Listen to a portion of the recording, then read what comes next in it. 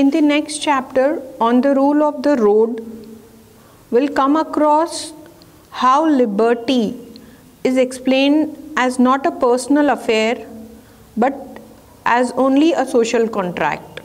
Students, ये जो chapter है, जैसा कि हम इसकी हेडिंग देख सकते हैं, on the rule of the road, written by A.G. Gardner. We need to know, as I have already said, the biographical background of the author and also the summary of this chapter will be explained by me, which is also an important topic. Why is it titled on the rule of the road? इसका जो title है वो on the rule of the road क्यों है? इसमें liberty के बारे में, फ्रीडम के बारे में बताया गया है और किस तरीके से लिबर्टी को यूज़ किया जाता है और ऑथर के क्या थॉट्स हैं, क्या विचार हैं लिबर्टी को लेकर, उसके ऊपर कुछ प्रश्न बन सकते हैं और टाइटल के बारे में पूछा जा सकता है कि on the rule of the road से हम क्या लर्निंग लेते हैं अपनी लाइफ में, या एज अ मॉरल इस चैप्टर से हमें क्या सीख मिलती है, वही मैं आपको कम समय में समझाने की कोशिश करूँगी. And I hope this will help you to write down any question that you come across this particular title very well. So in this essay on the rule of the road, the author minimizes the difference between personal liberty or individual liberty with social liberty. किस तरीके से हमारी जो individual liberty है, हमारा एक अधिकार है, वो कैसे अलग है सोशल, सामाजिक लिबर्टी या फ्रीडम से. ये बहुत ही ब्यूटीफुली एक घटनाक्रम के थ्रू एक्सप्लेन करने की कोशिश की गई है. घटनाक्रम जो है वो टाइटल से ही रिलेटेड है, on the rule of the road.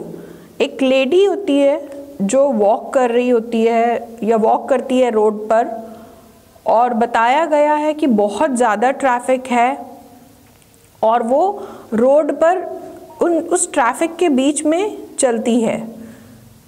फिर अचानक एक व्यक्ति उसे सजेशन देता है कि आप रोड के किनारे क्यों नहीं चलती हो, आप ऐसे रोड पर जब बहुत ज़्यादा ट्रैफिक है तो रोड के इन वाहनों के बीच में से आप गुज़रते हुए जा रहे हो, इससे आपको भी डिस्ट्रक्शन हो सकता है और ट्रैफिक के बीच में से जाना ठीक नहीं है आपके लिए, तो you should follow traffic rules. आपको रोड के किनारे चलना चाहिए, जहाँ पे पेडेस्ट्रियंस के लिए जगह होती है चलने के लिए, आप वहाँ क्यों नहीं चलती हैं. सो शी गेट्स एनॉयड और वो जवाब देती है कि this is my personal choice, ये मेरी पर्सनल चॉइस है कि मैं कहाँ पर चलूँ. और इसी संदर्भ में एक टाइटल या एक कमेंट भी दिया गया है कि liberty is not a personal affair. A.G. Gardner कहते हैं कि ये पर्सनल अफेयर, पर्सनल चॉइस नहीं है.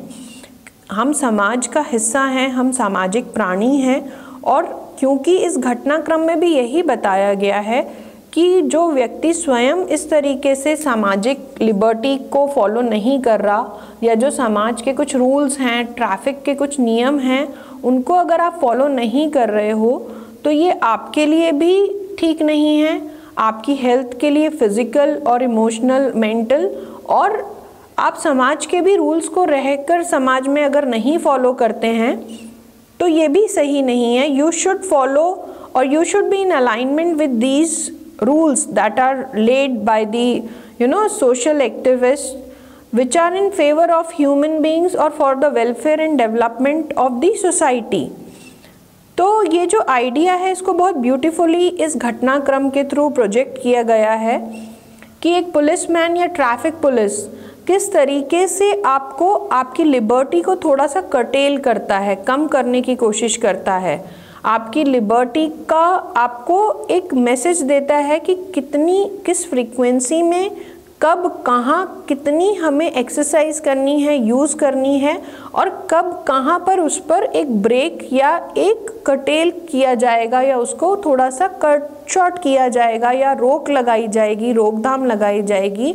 और वो इस घटनाक्रम में पुलिसमैन या ट्रैफिक पुलिस अपने ट्रैफिक के नियम लागू कर कर एक व्यक्ति पर या उसकी प्राइवेट लिबर्टी पर एक विराम लगाता है कि as a part of society, as a part of the social order, हमारी जो लिबर्टी है it should be in alignment with the personal affair और personal liberty. We can not go beyond that. हम समाज की जो लिबर्टी है या जो हमारी फ्रीडम है उसमें हमें कुछ नियम हैं जिनको फॉलो करना पड़ता है समाज में रहने के, और हमें उन नियमों को पालन करते हुए हमारी जो पर्सनल लिबर्टी है उसको भी इंजॉय करना है, उसको भी हिंड्रेंस नहीं होना चाहिए। और सामाजिक जो गरिमा है समाज में रहने की, उसके जो नियम हैं जो बहुत ब्यूटीफुली एक्सप्रेस किए गए हैं, हमारे हित के लिए बनाए गए हैं, उनको समझते हुए अगर हम उनके साथ एक अलाइनमेंट बनाएंगे तो हम एक बहुत